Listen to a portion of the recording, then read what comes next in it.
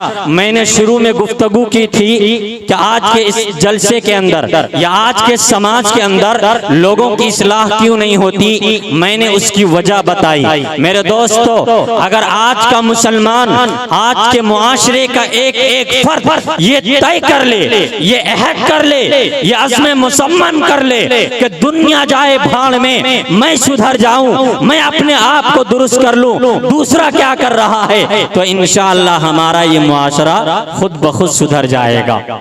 हमने बचपन में एक वाकया पढ़ा था 1 मिनट के अंदर, उसके बाद कुर्सी खिताबत पर मैं भागलपुर की सरजमीन से तशरीफ लाए हुए एक अजीम मुकर्रिर को, माहिर इल्म व इरफा, बेपनाह सलाहियतों के मालिक और कई किताबों के मुसन्निफ भी हैं, मैं इंशाअल्लाह उनको कुर्सी पर बिठाऊंगा। 1 मिनट के अंदर एक वाकया, हम सब ने बचपन के अंदर ये वाकया पढ़ा था कि अब्दुल कादिर जिलानी अलैहि रहमा पढ़ने के लिए मदरसा जा रहे थे। रास्ते में डाकुओं ने हमला कर दिया, डाकुओं ने तलाशी ली, पूरे काफिले को लूट लिया। अब्दुल कादिर की जब बारी आई तो डाकुओं ने तलाशी ली, कुछ नहीं मिला। डाकुओं ने पूछा, ऐ बच्चे, तेरे पास कुछ नहीं है क्या, तेरे पास कुछ नहीं है क्या?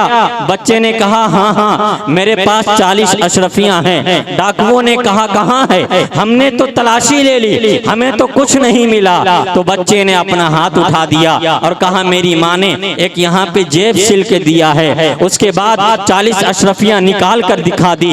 डाकुओं ने कहा, ऐ बच्चा, अगर तू चाहता तो झूठ बोल लेता और झूठ बोलकर अपनी भी हिफाजत कर लेता और अपने 40 अशरफियों की हिफाजत कर लेता। खुदा की कसम, जमनी पहाड़पुर गुड्डा के मुसलमानों, अगर उनका जवाब आपको पसंद आ जाए, आज का ये इस्लाह मुआशरा जिस मकसद के तहत उन्वान के तहत कायम हुआ है और मुनक़िद हो रहा है, तो आप इंशाअल्लाह कामयाब हो जाएंगे। इस जुमले के साथ आपका ये जलसा कामयाब हो जाएगा। शेख अब्दुल कादिर जिलानी से कहा, ऐ बच्चे, अगर तू चाहता तो अपनी 40 अशरफियों को बचा लेता। तो शेख अब्दुल कादिर जिलानी ने कहा, ऐ डाकुओं सुनो, मेरे पास सिर्फ 40 अशरफियां थी। खुदा की कसम, अगर मेरे पास 40 लाख अशरफियां होती तब भी मैं झूठ नहीं बोलता, क्योंकि मेरी माँ ने यह पैगाम दिया था कि जो मजहब इस्लाम का मानने वाला होता है, जो कुरान का मानने वाला होता है, जो ईमान वाला होता है, वो झूठ नहीं बोलता है। इतना कहना था कि डाकुओं ने शेख अब्दुल कादिर जिलानी के हाथ पर ईमान ले आया। मुसलमानों सोचो, जब जब समाज का एक बच्चा झूठ बोलने से आजिज होता है और सच बोलता है, तो डाकुओं की पूरी जमात इस्लाम लाने पर मजबूर हो जाती है। सोचो, अगर ये समाज, पूरा मुआशरा, पूरी सोसाइटी सच बोलने लग जाए तो कैसा इंकलाब आएगा। शायर कहता है कि हक बात जब भी कोई इंसान बोलता है, हक बात जब भी कोई इंसान बोलता है, उसकी जुबान से गोया कुरान बोलता है, और सर जाए तो जाए, हक हो न मगर रुसवा, ये बात करबला का मैदान बोलता है। हक बात जब भी कोई इंसान बोलता है, उसकी जुबान से गोया कुरान बोलता है, सर जाए तो जाए, हक हो न मगर रुसवा, ये बात करबला का मैदान बोलता है। हम हक बोलने लग जाएं, सच बोलने लग जाएं, झूठ से परहेज करने लगे। आइए दोस्तों, इसी उन्वान के तहत आज का ये जलसा मुनक़िद हुआ है। आइए सबसे पहले मैं आपके दरमियान एक ऐसे माहिर खतीब को पेश करूं, मंबे इल्म इरफा, मुत्तबे सुन्नत, कातिए बिदअत, हजरत मौलाना अताउर रहमान साहब मिफ्ताही, मोहतमिम अल जामियातुल हबीबिया इस्लामिया पुरैनी भागलपुर। मैं हजरत का इस शेर के साथ इस्तकबाल करता हूँ। मौजे गुल, मौजे सबा, मौजे सेहर लगती है, सर से पातक वो समा है कि नजर लगती है, और लम्हे लम्हे में बसी है तेरी आमद की महक, आज की रात तो खुशबुओं का सफर लगती। छोटे मिस्त्री। अल्हम्दुलिल्लाह नहमदुहु व नस्तईनुहु व नस्तगफिरुहु व नु'मिनु बिही व नतवक्कलु अलैहि व नऊज़ु बिल्लाहि मिन शुरूरि अनफुसिना व मिन सय्यिआति अअमालिना।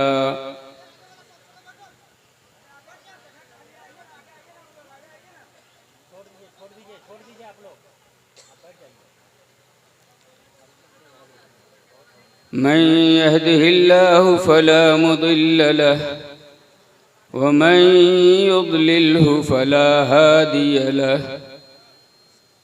ونشهد أن لا إله إلا الله وحده لا شريك له ونشهد أن سيدنا ونبينا ومولانا محمدا عبده ورسوله صلى الله تعالى عليه وعلى آله وصحبه وبارك وسلم. أما بعد فأعوذ بالله من الشيطان الرجيم. بسم الله الرحمن الرحيم.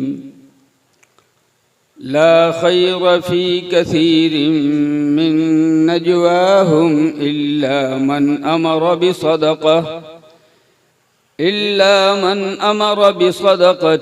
أو معروف أو إصلاح بين الناس ومن يفعل ذلك ابتغاء مرضات الله فسوف نؤتيه أجرا عظيما.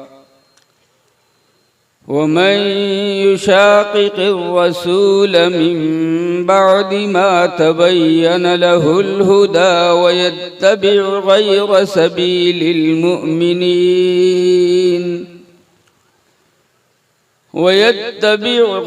سبيل المؤمنين نوله ما تولى ونصله جهنم وساءت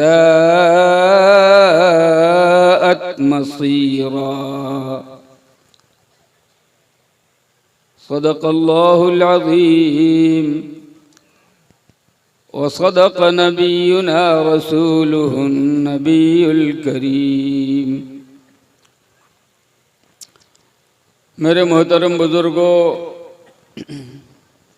भाइयों, दोस्तों,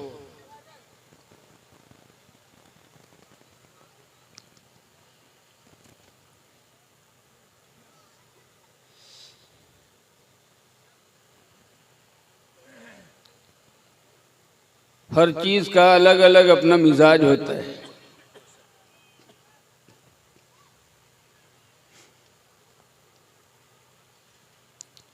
और उसको उसके मिजाज और उसके तकाजे के मुताबिक अपनाया जाए तो फायदा होगा, वरना बिल्कुल नहीं होगा।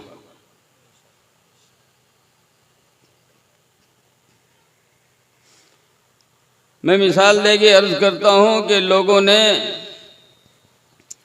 चावल की खेती भी की है, जिसको हम धान की खेती कहते हैं, और गेहूं की खेती भी की है। पौधे दोनों के तकरीबन बराबर होते हैं, लेकिन मिजाज में जमीन और आसमान का फर्क है।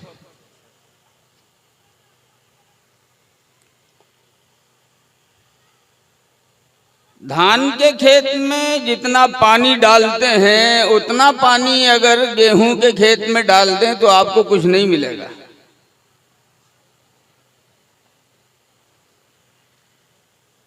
और गेहूं के खेत में जितनी नमी रहनी चाहिए उतनी ही सी नमी अगर आप चावल के खेत में रहने दें तो भी आपको कुछ नहीं मिलेगा।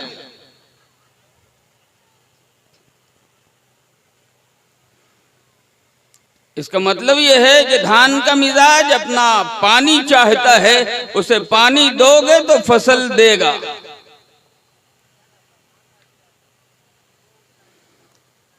और गेहूं का अपना मिजाज है, नमी का सिर्फ थोड़ी नमी रहनी चाहिए, उतनी नमी अगर खेत को दोगे तो खेत गेहूं की फसल देगा, वरना नहीं देगा।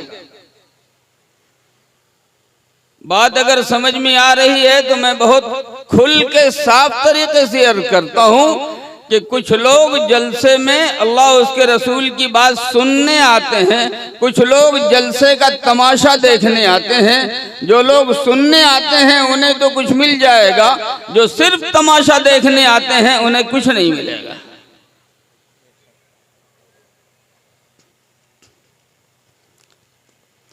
और कौन सुनने आया है और कौन तमाशा देखने आया है, इन लोगों के बैठने और खड़े होने के अंदाज से खुद मालूम हो जाएगा। मैं अर्ज करता हूं, तमाशा देखने जाओ, खड़े खड़े देखो कोई हरज की बात नहीं है, लेट के देखो कोई हरज की बात नहीं है, टेक लगा के देखो कोई हरज की बात नहीं है। जैसे जी चाहे वैसे देख लो, तफरीह मिल जाएगी। लेकिन अल्लाह उसके रसूल सल्लल्लाहु अलैहि वसल्लम की बातें सुननी हो, टेक लगा के सुनोगे नहीं मिलेगा, बेनियाज बन के सुनोगे नहीं मिलेगा, बेतलब बन के सुनोगे नहीं मिलेगा।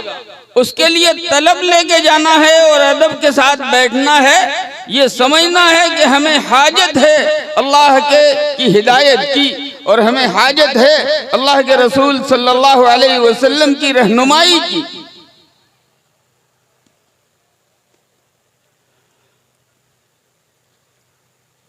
बाकी जुबान से सिर्फ मोहम्मदुर रसूलुल्लाह सल्लल्लाहु अलैहि वसल्लम का कलमा पढ़ने से मसला हल नहीं होगा।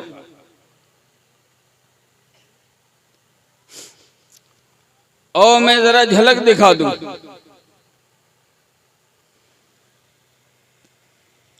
हमने अगर कलमा पढ़ा है तो कोई बड़ी बात नहीं है, ये तो मोहम्मदुर रसूलुल्लाह सल्लल्लाहु अलैहि वसल्लम की अजमत है, जिसने लोगों को मानने पे मजबूर किया है। लोगों ने अगर मेरे आका हुजूर अकरम जनाब मोहम्मदुर रसूलुल्लाह सल्लल्लाहु अलैहि वसल्लम को माना है तो झक मार के माना है, मजबूर होके माना है, कोई रास्ता नहीं रहा उनके पास। एक वाकया देख लो, बदर की लड़ाई सबसे पहली लड़ाई है। 1000 दुश्मनों ने 450 मील का सफर तय करके मदीने पे चढ़ाई की है पूरी तैयारी के साथ, और ये सोच के आए हैं कि मिटा देंगे।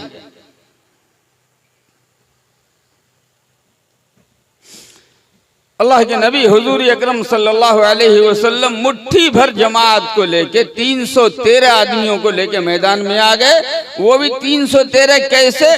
किसी के पास हथियार है तो किसी के पास वो भी नहीं है, किसी के पास सवारी है तो किसी के पास वो सवारी भी नहीं है।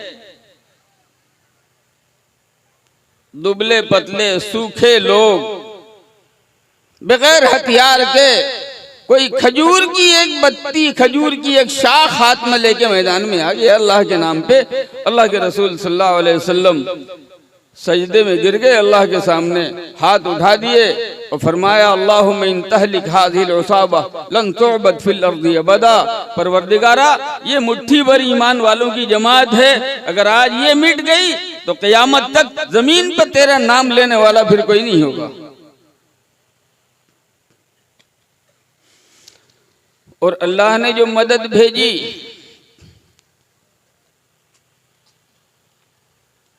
तो जो ये सोच के आए थे कि मिटा देंगे, पीस देंगे, खत्म कर देंगे, उनको बुरी तरह हार हुई। मक्के में घर घर मातम हो गया, घर घर मातम हो गया। 2 आदमी,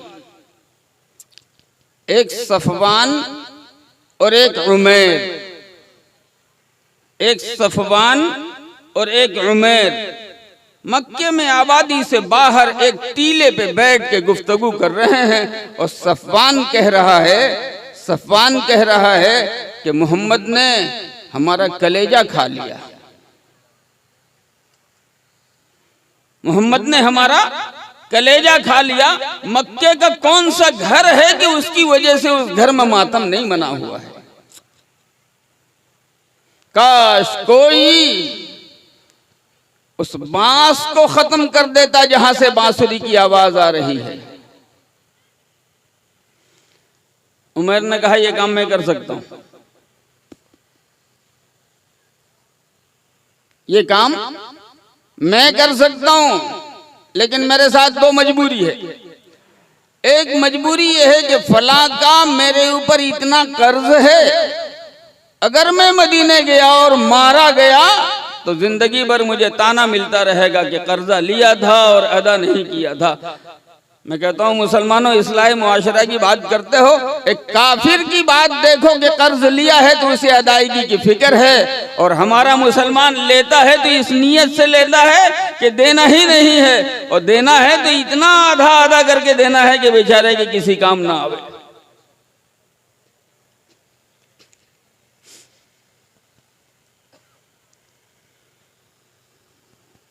दूसरी बात उसने कही, मेरे बाल बच्चे हैं, मेरा कुछ हो गया मेरे साथ तो इन बेचारों का, मेरी बीवी को देखने वाला कोई नहीं होगा, मेरा बच्चा यतीम हो जाएगा तो उसकी खबरगिरी करने वाला, उसे भी देखने वाला कोई नहीं होगा।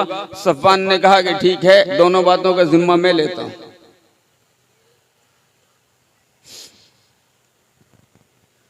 दोनों बातों का जिम्मा मैं लेता हूं, तुम्हारा कर्ज भी मैं अदा करूंगा, और तुम्हारे साथ कुछ हो गया तो तुम्हारी बीवी बच्चों की निगहदाश्त, उसकी देखभाल, उसकी खुराक का, खाने पीने का, रहने सहने का इंतजाम भी मैं करूंगा। उमर ने कहा कि चलो मुझे तसल्ली हो गई। एक बात यहां से और मालूम है,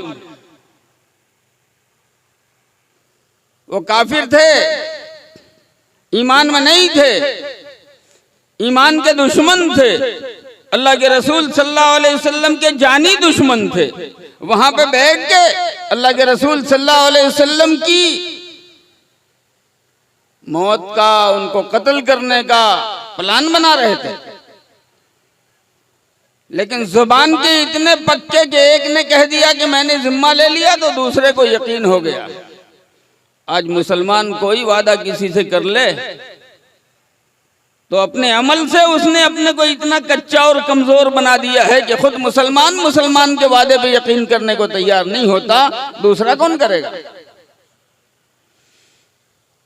लोग समझते हैं कि वादा करना बहुत मामूली सी चीज है। अल्लाह के रसूल सल्लल्लाहु अलैहि वसल्लम इरशाद फरमाते हैं, खिसालुल मुनाफिक सलास, मुनाफिक की 3 पहचान है, और उनमें से एक ये है कि इज़ा आहद गादर, वादा करे तो फिर पूरा ना करे, ये मुनाफिक की पहचान है। मैं अर्ज करता हूं अपने भाइयों से, अपने दोस्तों से, अपने अजीजों से, वादा हरगिज मत किया करो। वादा करने से पहले 1000 मर्तबा सोचो, लेकिन जब वादा कर लिया तो उसके बाद सोचने की गुंजाइश बंद।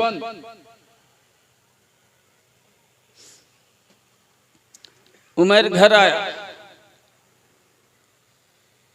अपनी तलवार निकाली और जहर का पानी तैयार किया, और अपनी तलवार पर जहर का पानी चढ़ाया कि अगर वार ओछा पड़ जाए तो कम से कम जख्म की वजह से जो है वो जहर जो अंदर जिस्म में जाए उसी से मसला हल हो जाए। और तैयार करके फिर वहां मक्के से चला, मदीने पहुंचा।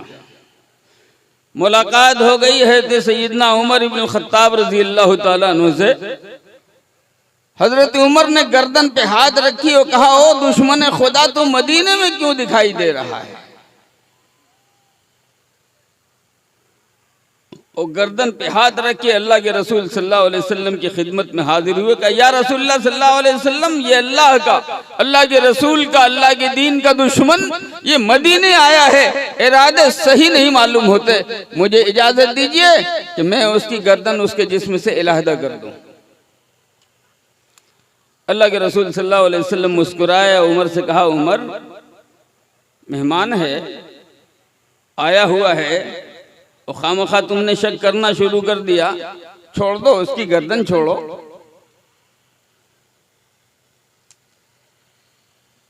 गर्दन छोड़ दी है तो उमर ने बुलाया, कहा, उमर जरा आगे आओ। फिर मुस्कुराए, पूछा क्यों आए हो? तो उनका, मोहम्मद आपको मालूम है मेरे खानदान के लोग, मेरे रिश्तेदार कैद हो गए हैं बदर की लड़ाई में, उन्हीं को छुड़ाने के लिए आया हूं। नबी अकरम सल्लल्लाहु अलैहि वसल्लम की मुस्कुराहट और गहरी हो गई। फरमा, अच्छा उमैर, ठीक है, अपने दुश्मन, अपने अपने रिश्तेदारों को छुड़ाने आए हो, ये तलवार क्यों लेके आए? तो कहा, वहां से यहां तक जंगल और पहाड़ और वीराने का सफर है, रास्ते में कोई मूजी जानवर मिल सकता है, कोई खूंखार जानवर मेरे ऊपर हमला कर सकता था, कोई मेरा दुश्मन मेरी ताक में होता, वो सामने आ जाता, तो अपनी हिफाजत के लिए ये तलवार मैंने अपने साथ रख ली है। आप सल्लल्लाहु अलैहि वसल्लम मुस्कुराए, मुस्कुराहट और गहरी हुई। एक जुमला इरशाद फरमाया, उमैर, तुम में और सफ़ान में क्या बात हुई थी? भाई इतना सुनते ही उमैर की खोपड़ी घूम गई कि जिस वक्त बात हो रही है सिवाय सफ़ान के वो मेरे तीसरा कोई है ही नहीं है। न सफ़ान ने किसी को बताया, न मैंने किसी को बताया। 450 किलोमीटर दूर ये मदीने में बैठे हुए हैं, इनको किसने बताया कि मेरे और उमैर के दरमियान, सफ़ान के दरमियान कौन सी गुफ्तगू हुई?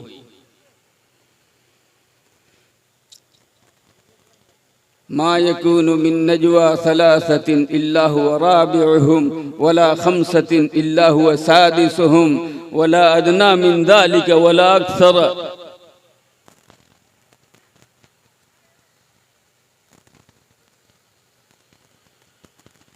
तुम 2 रहोगे, तीसरा खुदा रहेगा, तुम 3 रहोगे, चौथा खुदा रहेगा, तुम 5-6 रहोगे, एक खुदा रहेगा। उमैर ने समझ लिया कि यकीनन ये अल्लाह के नबी हैं, अल्लाह के रसूल हैं, क्योंकि जब हम वहां बात कर रहे थे तो इनका रब तो मेरे साथ था, उसी रब ने इनको खबर दिया है। इसका मतलब सीधा ये है कि ये जो कहते हैं मैं अल्लाह का रसूल हूं, ये बात बगैर दलील के नहीं है, बिल्कुल पक्की बात है कि ये अल्लाह के नबी, अल्लाह के रसूल हैं। और जब ये साबित हो गया कि ये अल्लाह के नबी हैं, तो इससे बाहर रखना बदकिस्मती के अलावा और कुछ नहीं है। कहा, या रसूलुल्लाह सल्लल्लाहु अलैहि वसल्लम, मैं गवाही देता हूं कि आप अल्लाह के रसूल हैं, मुझे कलमा पढ़ाइए, अशहदु अल्ला इलाहा इल्लल्लाह व अशहदु अन्ना मुहम्मदन अब्दुहु व रसूलुहु।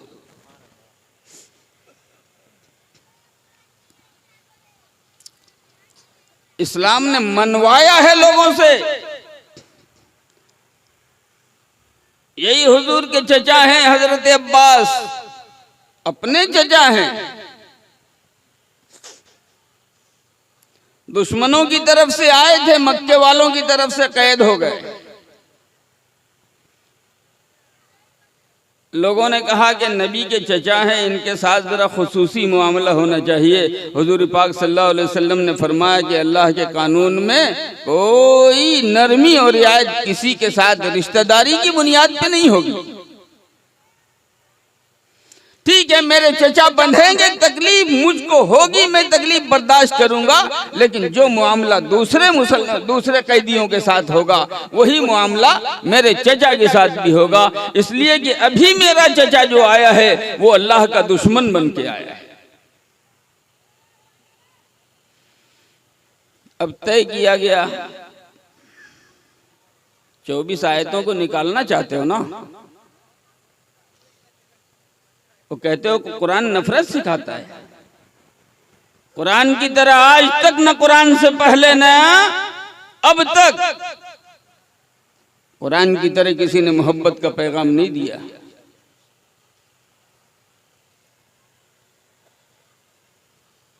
मैं अभी उसकी कुछ झलकियां दिखाऊंगा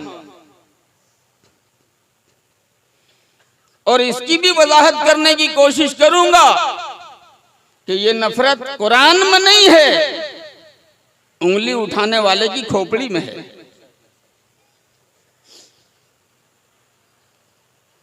आओ देखो, दुश्मन आए हैं, उस वक्त का कानून ये था कि दुश्मन के साथ अगर वो पकड़े चले जाएं तो जो चाहो सो सलूक करो। चाहते तो सबकी गर्दन उड़ा देते, कोई उंगली उठाने वाला नहीं मिलता, इसलिए कि उस जमाने का कानून ही ऐसा था। लेकिन कहा नहीं, छोड़ दो, कैद कर लो, और उनके लिए इतनी रकम मुकर्रर कर दो,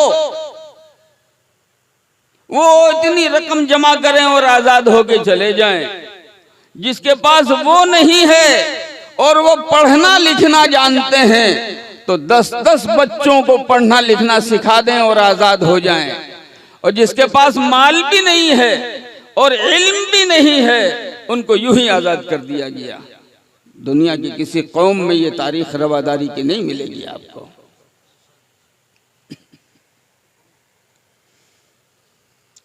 अब इल्जाम डालते हो इस्लाम ने नफरत फैलाया, इस्लाम ने नफरत को मिटाया है और मोहब्बत को आम किया है। इस्लाम ने हमेशा सुलह का पैगाम दिया है और बहुत साफ लफ्जों में कुरानी करीम में फरमाया, जिन आयतों पे तुम उंगली उठा रहे हो उसी आयत के बाद जो दूसरी आयत उसको क्लियर करती है, वो आयत तुम्हें दिखाई नहीं देती, इसलिए कि तुम्हारी निगाहों पे तासुब का चश्मा चढ़ा हुआ है। वइन जनहू लिस्सल्मी फजलह लहा, अगर वो उधर से कंप्रोमाइज करना चाहें तो फिर उनसे लड़ाई की कोई जरूरत नहीं है, आप उनसे कंप्रोमाइज कीजिए। वो अगर झुकते हैं तो आप भी झुक जाइए। मुसलमान ताकतवर थे, चाहते तो बदला ले सकते थे, इसलिए कि मुसलमानों को सताया गया था, मुसलमानों को भगाया गया था, मुसलमानों को लूटा गया था। जितनी किस्म की तकलीफ दी जा सकती है वो सारी तकलीफ जो है मुसलमानों को दी गई थी। चटाइयों में लपेट लपेट के धुआं दिया गया था, जलते हुए पत्थर की चट्टानों पर रस्सी बांध के घसीटा गया था, कोयले सुलगाए गए थे, उनके ऊपर लिटाया गया था और सीने के ऊपर भारी पत्थर रख दिया गया था कि हरकत न कर सके। और जब इनका गलबा हुआ तो ये तो कुछ भी कर सकते थे, कुछ भी कर सकते थे, लेकिन अल्लाह ने हुक्म दिया, वइन जनहू लिस्सल्मी फजनह लहा व तवक्कल अल्लाह, अल्लाह पे भरोसा करो। अगर वो झुक रहे हैं तो तुम भी झुक जाओ, तुम भी झुक जाओ। और देखो बुखारी की एक रिवायत देखो, फतेह मक्का का मौका है और हजरत साद इब्न उबादा रजी अल्लाह ताला अन्हु के हाथों में झंडा है, फातिहाना दाखिल हो रहे हैं मक्के में। कोई हिम्मत नहीं है किसी की कि वो सामने आ जाए, सारे लोग दबक गए, सारे लोग दबक गए। हजरत साद इब्न उबादा ने जब देखा आज कोई मुकाबला करने वाला नहीं है, तो एक जुमला उनकी जुबान से निकला, अल यौम यौमुल मलहमा, आज तो बूटी बूटी उड़ाने का दिन है, पूरा पूरा बदला लिया जाएगा पिछले जमाने का। नबी अकरम सल्लल्लाहु अलैहि वसल्लम की खिदमत में अबू सुफियान गए, उस वक्त तक ईमान नहीं लाए थे। नबी अकरम सल्लल्लाहु अलैहि वसल्लम की खिदमत में हाजिर हुए, कहा मोहम्मद सल्लल्लाहु अलैहि वसल्लम आपको पता नहीं है कि साद ने क्या कहा? हुजूर पाक सल्लल्लाहु अलैहि वसल्लम ने पूछा क्या कहा? का ये कहा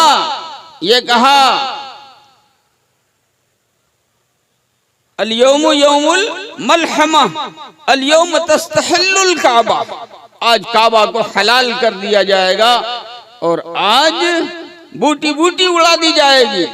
हुजूर अकरम सल्लल्लाहु अलैहि वसल्लम ने फरमाया कि साद सरदारी के काबिल नहीं है, उसके हाथ से झंडा ले लो, आज बूटी उड़ाए जाने का दिन नहीं है। अल यौम यौमुल अफ़्व, आज माफ करने का दिन है। अल यौम यौमुल मरहमा, आज मेहरबानी करने का दिन है। फरमा अल यौम तुक्सल काबा, आज काबे पर गिलाफ चढ़ाया जाएगा।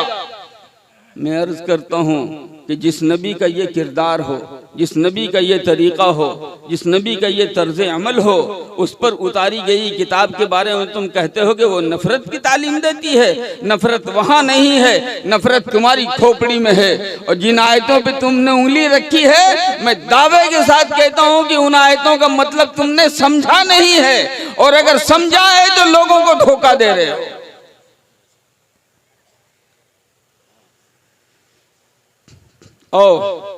जरा दूसरा मंजर दिखा तो मुसलमान चल के आए मदीने से, सिर्फ इसलिए आए थे, सिर्फ इसलिए आए थे कि काबा की जियारत करेंगे, उसका तवाफ करेंगे, उम्रा करेंगे और लौट जाएंगे। उम्रा करेंगे और लौट जाएंगे। हुदैबिया एक जगह का नाम है, मक्के से थोड़े फासले पे। वहां सारे लोग ठहर गए और उसके बाद कहा जरा मक्के वालों को जाके खबर कर दो, हमारे उनके दरमियान दुश्मनी चल रही है, उनको जाके कोई कह दे कि हम लड़ने नहीं आए हैं, हम तो अल्लाह के घर की जियारत करने और अल्लाह की इबादत करने आए हैं, इबादत करेंगे लौट जाएंगे। तो हजरत उमर का नाम तजवीज़ किया गया है। तो उमर ने कहा या रसूलुल्लाह सल्लल्लाहु अलैहि वसल्लम मैं तैयार हूँ, लेकिन मक्के वाले मेरे नाम से जलते हैं, इसलिए मुझको भेजा गया तो कहीं मामला और न बिगड़ जाए। आप हज़रत उस्मान को भेजिए, क्योंकि मक्के का कोई ऐसा नहीं है जिसकी गर्दन पे उस्मान का एहसान न हो।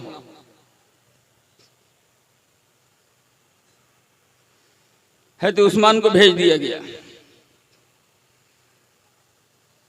अफवाह उड़ा दी गई थोड़े दिन के बाद, कहते उस्मान को तो मक्के वालों ने शहीद कर डाला। हुजूर अकरम सल्लल्लाहु अलैहि वसल्लम ने तमाम सहाबा से एक दरख्त के नीचे बैठ के, लोग कहते हैं बैदी का दरख्त था, वल्लाहु आलम बिस्सवाब, उस दरख्त के नीचे बैठ के बैत लिया। बैत क्या लिया कि या तो उस्मान के खून का बदला लेंगे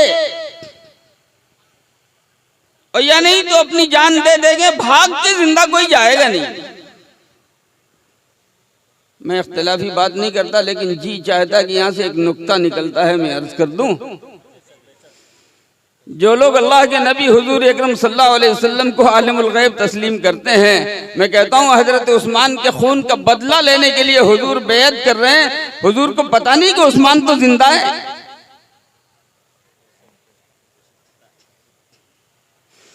आलिमुल गैब होते तो हुजूर को मालूम होता कि हज़रत उस्मान तो जिंदा है, उनका इंतकाम और बदला लेने के लिए हम बैत किस बात की ले रहे हैं।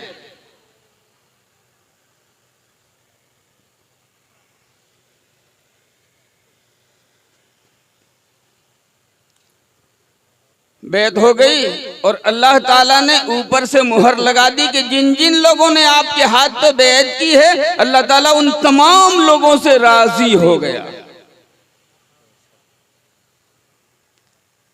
अल्लाह ताला उन तमाम लोगों से राजी हो गया। 26वें पारे की आयत है, अल्लाह इरशाद फरमाता है लक़द रज़ियल्लाहु अनिल मुअमिनीना इज़ युबायिऊनका तहत शजरा। अल्लाह ताला उन ईमान वालों से राजी हो गया जिन लोगों ने आपके हाथ पर इस दरख्त के नीचे बैत की है। अब जरा से ये मामला देखो है, तो उस्मान जो वहां गए तो मक्के वालों ने कहा मरहबा मरहबा, आइए तशरीफ लाइए, हमारे यहाँ ठहरिए। वो बोल रहा है हमारे यहाँ ठहरिए। खैर एक जगह ठहर गए। अब लोगों ने देखा कि हजरत उस्मान रजी अल्लाह ताला अन्हु का इस्लाह मुआशरा वालों जरा सुनो गौर से। हजरत उस्मान रजी अल्लाह ताला अन्हु का जो कपड़ा था वो आधी पिंडली तक था, यहां तक। उस जमाने में अरबों का फैशन ये था कि जो जितना बड़ा आदमी उतना ही कपड़ा लटका के पहने। जो जितना बड़ा आदमी उतना ही कपड़ा लटका के पहने। तो जिसके यहाँ ठहरे थे उसने कहा उस्मान ये तुम यहाँ तक पहने हुए हो आधी पिंडली तक, और तुम जाओगे कल सरदारों से बात करने के लिए तो सरदार तुम्हारे बारे में सोचेंगे क्या?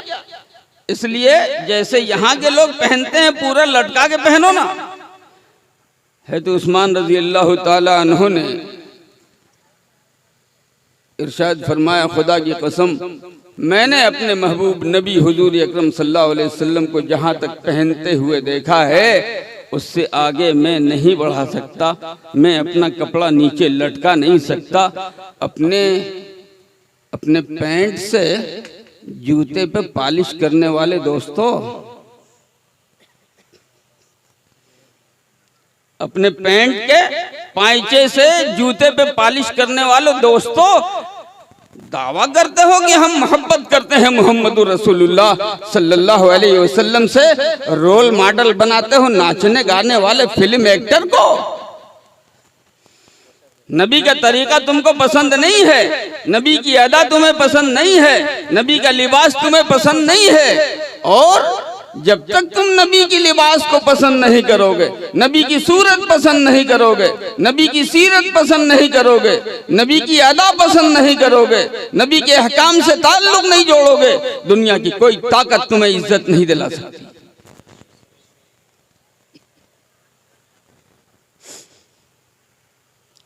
बहुत बहुत लोग करेंगे, किसी को नमाज की आदत हो ना तो मस्जिद जाएंगे तो फिर उठाने लग जाएंगे, और उसके बाद फिर मस्जिद से बाहर आएंगे तो फिर यहीं, यानी मस्जिद में जितनी देर रहें उतनी देर तो जन्नत वाले माहौल में रहें, बाहर आए तो जहन्नमी बनने की पूरी तैयारी कर लें।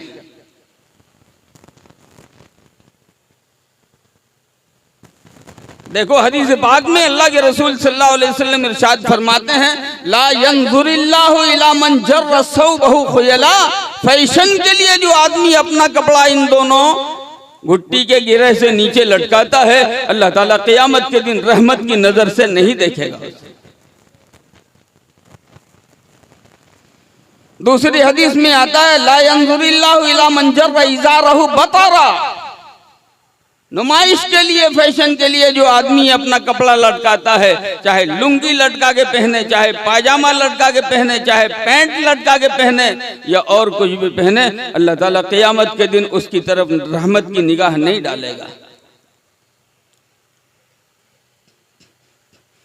और तुम कहते हो कि बस हमारा मसला हल हो जाएगा। हज़रत उस्मान गनी रज़ी अल्लाह ताला अन्हु ने जवाब दिया, खुदा की कसम मैंने अपने महबूब नबी सल्लल्लाहु अलैहि वसल्लम को जहां तक कपड़ा बांधते हुए देखा है, उससे नीचे बिल्कुल मैं लटका नहीं सकता।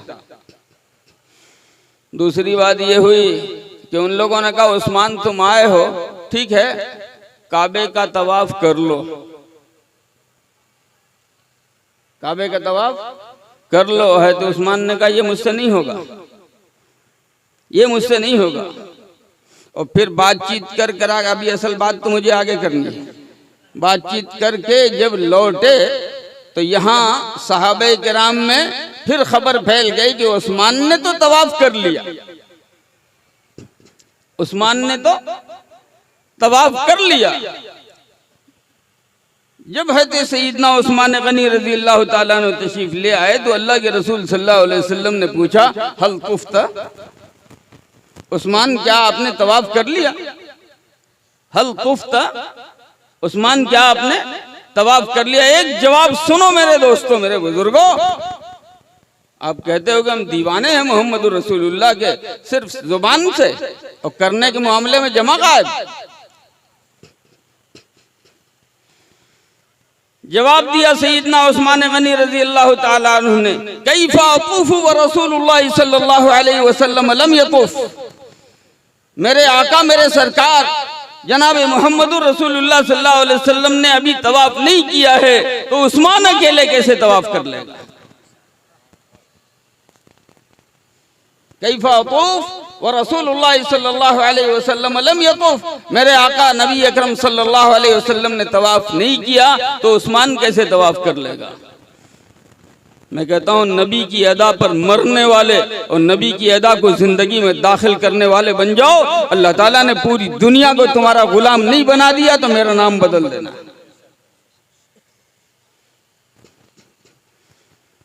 मगर क्या करो फैशन वाले जवानों, मेरे दोस्तों बुरा मत मानना, एक बात कहता हूं, तुम्हें नबी का चेहरा पसंद नहीं है, तुम्हें एक हीरो का चेहरा पसंद है, फिल्मी एक्टर का चेहरा पसंद है, तुम्हें किसी क्रिकेटर का चेहरा पसंद है, तुम्हें नबी का चेहरा पसंद नहीं, अबू बकर का चेहरा पसंद नहीं, उमर का चेहरा पसंद नहीं, उस्मान का चेहरा पसंद नहीं, अली मुर्तजा का चेहरा पसंद नहीं है, और मुझे कहने दो कि तुम्हें अपने मजहब से भी कोई ताल्लुक नहीं है। बुरा मत मानना, एक बात कहता हूं, अब बुरा भी लगे तो मुझे कोई फर्क नहीं पड़ता।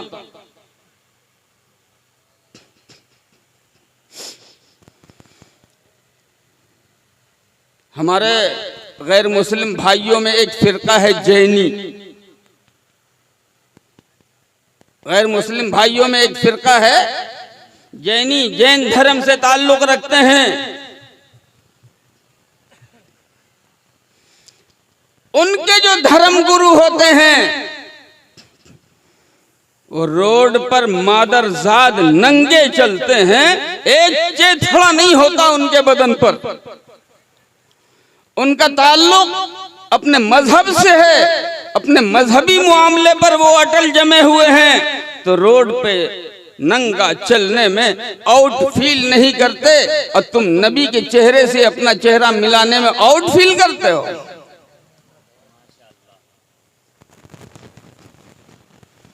उन्हें रोड पर नंगे चलते हुए शर्म नहीं आती है। तुम अपने चेहरे को नबी के चेहरे से मिलाते हुए तुम्हें शर्म आती है। और जब इतनी दूरी तुमने बना ली है अपने नबी से, और चाहो कि अल्लाह ताला तुम्हारा मसला हल कर दे, आसान कर दे, किसी का उधार खा लिया है अल्लाह ने। इस्लाही मुआशरा बोलने से नहीं होगा, एक एक को तैयार करना होगा कि या तो मोहब्बत का झूठा दावा छोड़ो, और मोहब्बत कर रहे हो तो उसका सबूत पेश करो।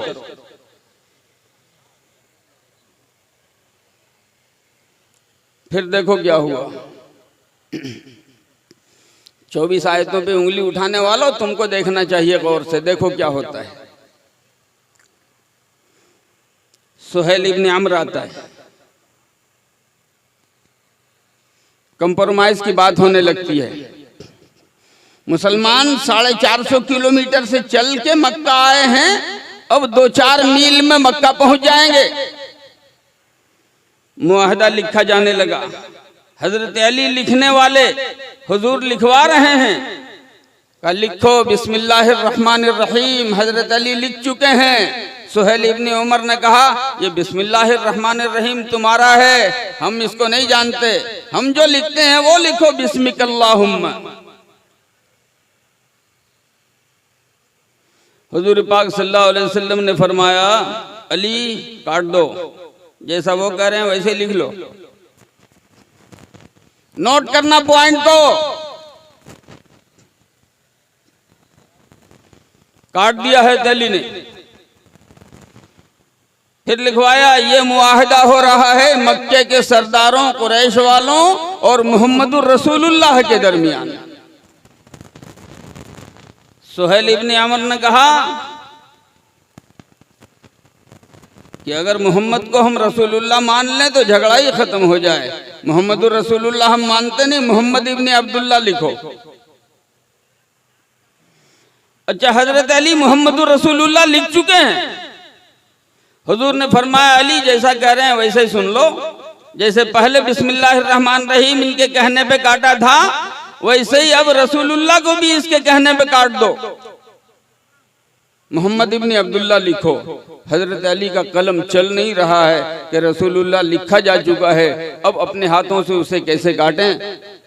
रिवायत बताती है अल्लाह के रसूल सल्लल्लाहु अलैहि वसल्लम बावजूद है कि उम्मी हैं, किसी मकतब में जाके पढ़ना लिखना किसी उस्ताद से सीखा नहीं है, हरूफ पहचानते नहीं हैं, लेकिन हज़रत अली के हाथ से वो दस्तावेज ली है और लेकर रसूलुल्लाह अपने हाथों से काट दिया। ये मौजज़ा है मेरे नबी सल्लल्लाहु अलैहि वसल्लम।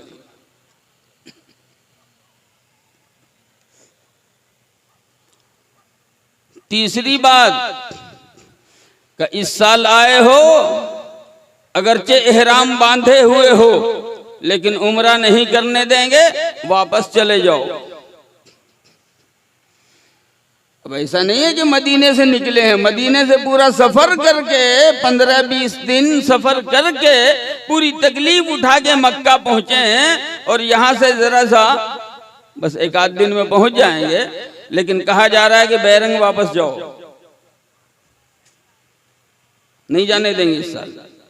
अच्छा, अगले साल आना तो सिर्फ 3 दिन रहने की इजाजत होगी। उन 3 दिनों में भी किसी की तलवार उसके खोल से बाहर नहीं होगी, सारी तलवार म्यान के अंदर होगी। हुजूर फरमाते हैं लिखते जाओ। अगला मुआहदा हुआ कि 10 साल हमारे तुम्हारे दरमियान लड़ाई बंद।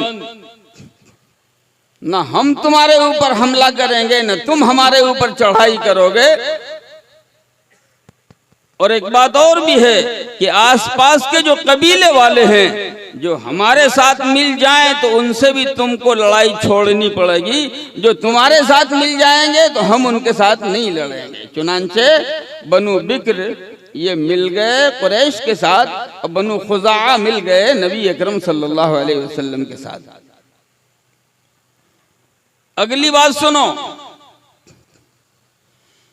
हमारा कोई आदमी अगर मुसलमान होकर के मदीने जाएगा तो तुमको उसको वापस कर देना पड़ेगा, लेकिन अगर तुम्हारा आदमी तुमसे कट के मक्के आएगा तो हम उसे वापस नहीं करेंगे। सहाबे किराम के चेहरे गर्म हो गए, या रसूलुल्लाह सल्लल्लाहु अलैहि वसल्लम इतना गिर के सुलह करेंगे, इतना गिर के कंप्रोमाइज करेंगे? नहीं, हम बिल्कुल नहीं मानेंगे। और अल्लाह के रसूल सल्लल्लाहु अलैहि वसल्लम फरमा रहे हैं कि मान लो भाई, मान लो। अब जब अल्लाह के रसूल सल्लल्लाहु अलैहि वसल्लम ने फरमा दिया कि मान लो, तो अब कौन बोल सकता है? सहाबा को भी मानना पड़ा, सहाबा को भी मानना पड़ा। सारी शर्तें मुकम्मल हो गई, दस्तखत हो गया उसके ऊपर। और जैसे ही दस्तखत हुआ अल्लाह ताला ने आयत नाजिल फरमाई, इन्ना फतहना लका फतहम मुबीना, हमने तुमको खुली हुई फतह अता फरमाई, हमने तुमको खुली हुई फतह अता फरमाई। बाद साहबा ने कह दिया फतुन हाजा, नाक कटा के तो कंप्रोमाइज किया है, नाक कटा के तो मुआहिदा किया है, और आप अल्लाह ताला फरमा रहे हैं फतेह है। कहा हाँ, तुम नहीं जानते हो, अल्लाह जानता है। मैं पूछना चाहता हूँ, सिर्फ एक सवाल करना चाहता हूँ कि जो आदमी नफरत की तालीम देता है वो दुश्मन की तमाम शर्तों को तस्लीम करता है अपनी मर्जी के खिलाफ और झुक के? और कुछ? चलो, दो बात मैं जरा सा उस सिलसिले में भी अर्ज कर दूं और फिर उसके बाद जो कहना होगा कहूंगा, अगर वक्त रहेगा तो, नहीं तो मेरा वक्त तो पूरा हो ही चुका है। उंगली उठाते हैं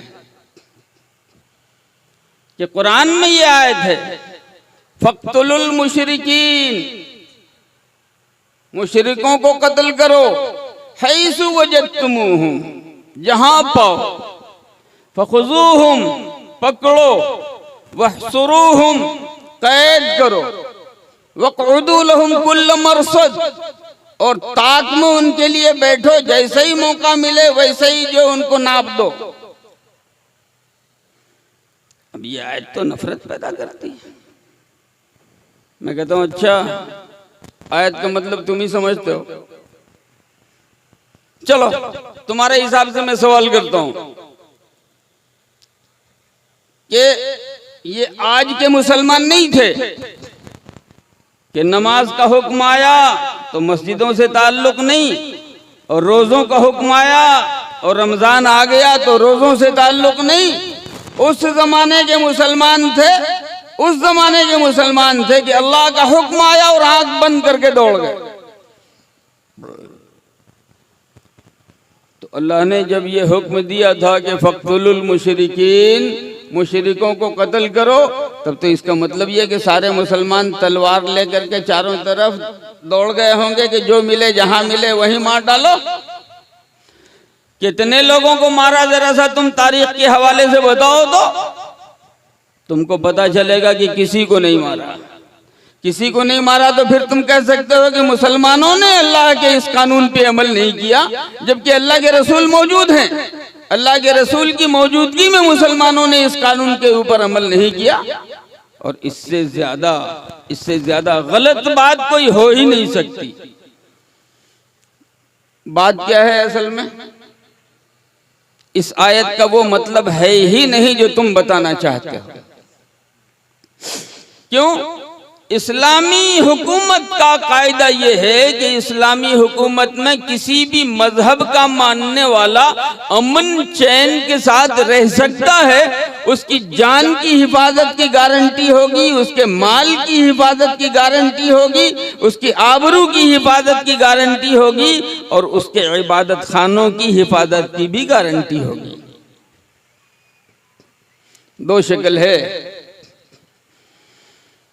एक शक्ल तो ये है कि जिजिया दे और जिम्मी बन के रहे। बाहर का आदमी हो, वो इस्लामी सल्तनत में रहना चाहता है तो जिजिया दे और जिम्मी बन के रहे। एक शक्ल रहने की ये है। और दूसरी शक्ल रहने की ये है कि मुसलमानों से कंप्रोमाइज हो जाए, मुआहिदा हो जाए और ये आदमी मुआहिद बन के रहे। ये दो शक्लें हैं और इन दोनों शक्लों में एक जिम्मी को भी उतना ही हक हासिल होता है जितना एक मुसलमान को होता है। एक मुआहिद को भी उतना ही हक हासिल होता है जितना एक मुसलमान को होता है। तो अगर जहां पाओ मुशरिकों को और जहां पाओ दूसरे धर्म दूसरे मजहब के लोगों को बस गर्दन उड़ाते चले जाओ, तो फिर उनको अपने यहाँ मुसलमानों जैसा हक दे के रखने वाला कोई कानून तो होना नहीं चाहिए। लेकिन हम देखते हैं कि ऐसी बात बिल्कुल नहीं है। मुसलमानों ने पूरे इंसाफ के साथ सारे लोगों के साथ रवादारी की है। तो इसका मतलब यह है कि इस आयत का वो मतलब जो आप समझ रहे हो या दूसरों को समझाना चाह रहे हो, या इस आयत की वजह से आपने जो है कोर्ट में पिटीशन दाखिल किया है, वो मतलब है ही नहीं है। मतलब क्या है?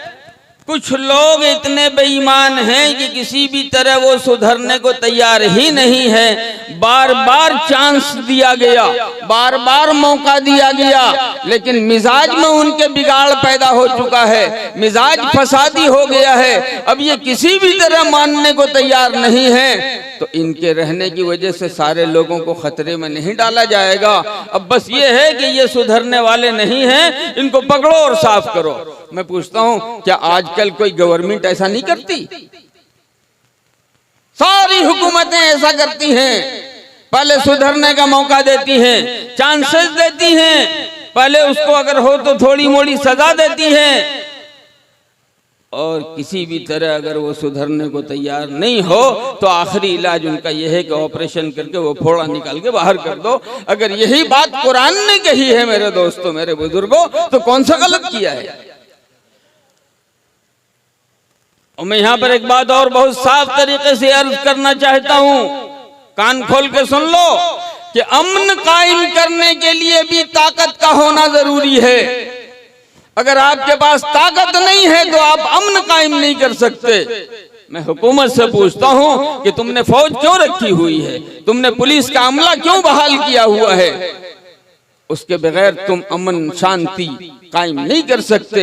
तो जब तुम रखो तो वो गुनाह ना हो और हम कर लें तो वो जुर्म हो जाए।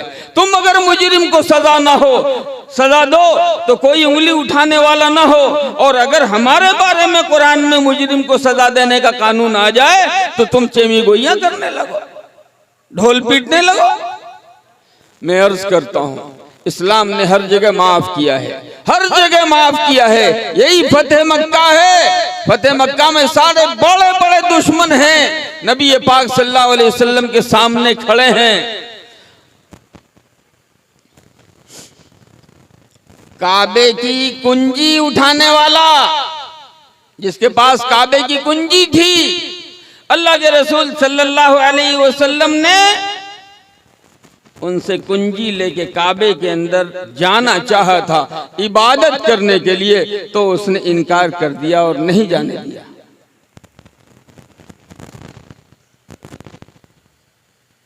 ये बड़े बड़े सताने वाले सारे दुश्मन सामने बैठे हैं। हुजूर पाक सल्लल्लाहु अलैहि वसल्लम ने फरमाया, बोलो तुम्हारे साथ आज क्या होना चाहिए? सारे लोगों ने कहा, करीमुन इब्न करीम, अखुन करीम इब्न अखिन करीम। आप तो शरीफ भाई हैं, शरीफ भाई के बेटे हैं। मेरे नबी सल्लल्लाहु अलैहि वसल्लम ने ऐलान फरमाया, जान लेने वालों को, जान की साजिश करने वाले, जान लेने की साजिश करने वालों को, दिन रात सताने वालों को हुजूर पाक सल्लल्लाहु अलैहि वसल्लम ने ऐलान फरमाया और कहा, ला तसरीबा अलैकुमुल यौम अंतुमुत तुलका, जाओ तुम्हारे ऊपर कोई मुआखजा नहीं, तुम्हें कोई सजा नहीं दी जाएगी, तुम सब के सब आजाद हो। तो वो जो रहमतुल लिल आलमीन हैं, जिनके आने की वजह से अमन फैला है, जिनके आने की वजह से औरतों को हुकूक दिए गए हैं, जिनके दिए गए हुकूक की वजह से तुम आज कर रहे हो। यही 1300 बरस पहले बता दो मुझे, तुम्हारे हिंदुस्तान में क्या होता था? इस्लाम नहीं आया था तो इसी हिंदुस्तान में क्या होता था? जवान मर्द मर गया है तो उसके साथ साथ जवान औरतों को जिंदा जला दिया जाता था। इस्लाम आया है तो उसने जुल्म से रोका है। इस्लाम आया है तो उसने औरतों को हक दिया है। इस्लाम आया है तो उसने बराबरी का नारा बुलंद किया है। इस्लाम आया है तो उसने कमजोरों पे रहम करना सिखाया है। इस्लाम, ये तो हमारी बेईमानी है, हमारी, हम मुसलमानों की, कलमा पढ़ने वालों की। वरना अगर हम इस्लाम को अपने अंदर उतार लें तो ये हमारे गैर मुस्लिम भाई, यकीन मानो मेरे दोस्तों, मेरे बुजुर्गों, हमारे आगे बिछने को तैयार है।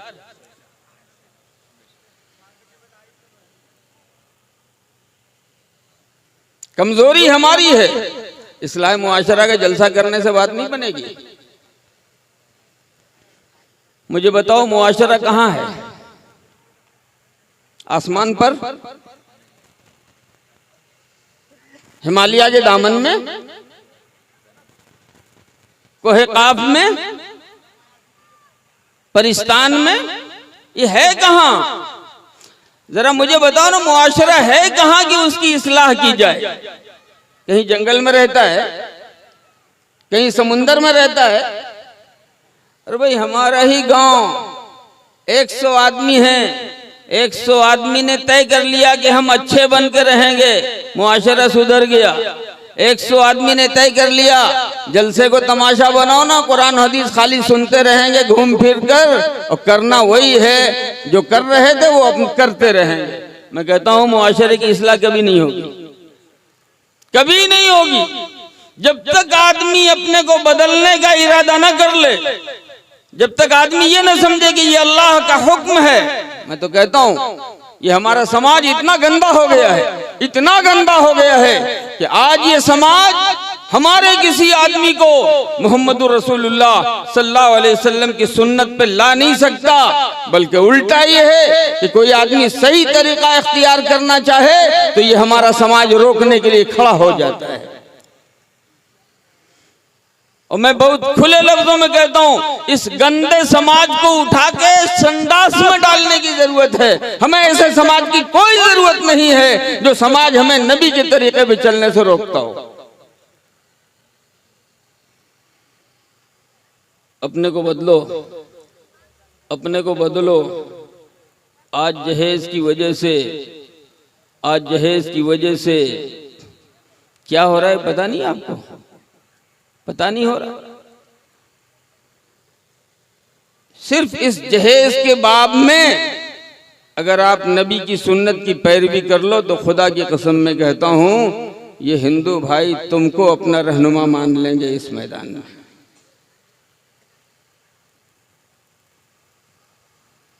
और क्या लोगे लड़की के बाप से, और कितना सा लोगे, कितना सा लोगे? मैं कहता हूं जिस बर्तन में जितना होता है उतना ही मिलता है।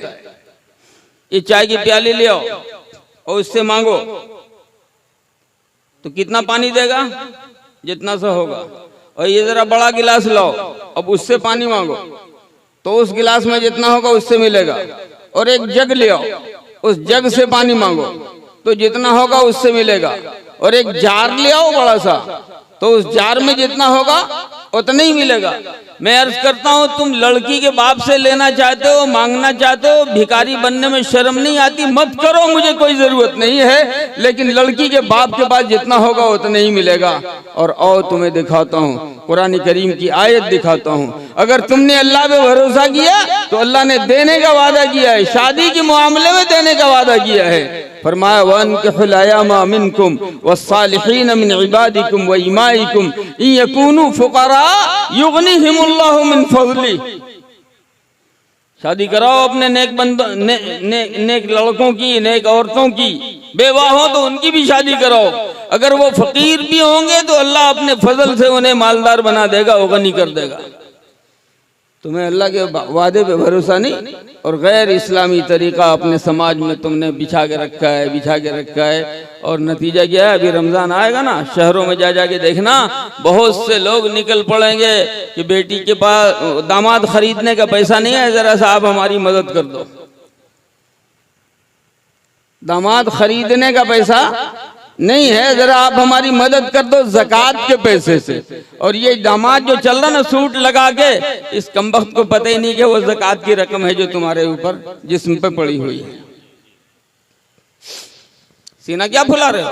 अपने मेहनत की कमाई होती तो होती, मांग के लिया है उसने, ज़कात की रकम मांग करके तुम्हारे जिस्म पे सजाई है। तुम्हें शर्म नहीं आ रही? मेरे दोस्तों, मेरे बुजुर्गों, सिर्फ इस्लाह मुआशरा का नाम लेने से मुआशरे की इस्लाह नहीं होती, बल्कि उसके लिए सच्चे दिल से अपने आप को तैयार करना पड़ेगा। नबी अकरम सल्लल्लाहु अलैहि वसल्लम का तरीका ले आओ तो दुनिया में उससे बेहतर तरीका जिंदगी गुजारने का नहीं है। लेकिन अफसोस ये है कि मुसलमान अंदर से बेईमान हो गए। कमजोरी हमारी है, और हमारी कमजोरी की वजह से खुदा की कसम नबी के पाकीज़ा तरीके पर दूसरे लोगों को उंगली उठाने का मौका मिल रहा है। उसकी वजह भी हम ही है। उतना पाकीज़ा तरीका मैं तो कहता हूँ तमाम मजहब के उसूलों को ले आओ और कुरान के उसूल को भी ले आओ, और संजीदगी के साथ, इंसाफ के साथ कंप्रोमाइज करो, एक दूसरे का मुकाबला करो। इस्लाम से बेहतर तरीका पूरी जिंदगी का किसी मजहब के पास आपको नहीं मिलेगा। ज़रूरत है सिर्फ अपनाने की, करने की, कबूल करने की, मानने की। अल्लाह हम सबको कहने सुनने से ज़्यादा मानने, और मानने से भी ज़्यादा अमल करने की तौफीक अता फरमाए। व आखिर दावाना अल्हम्दुलिल्लाहि रब्बिल आलमीन।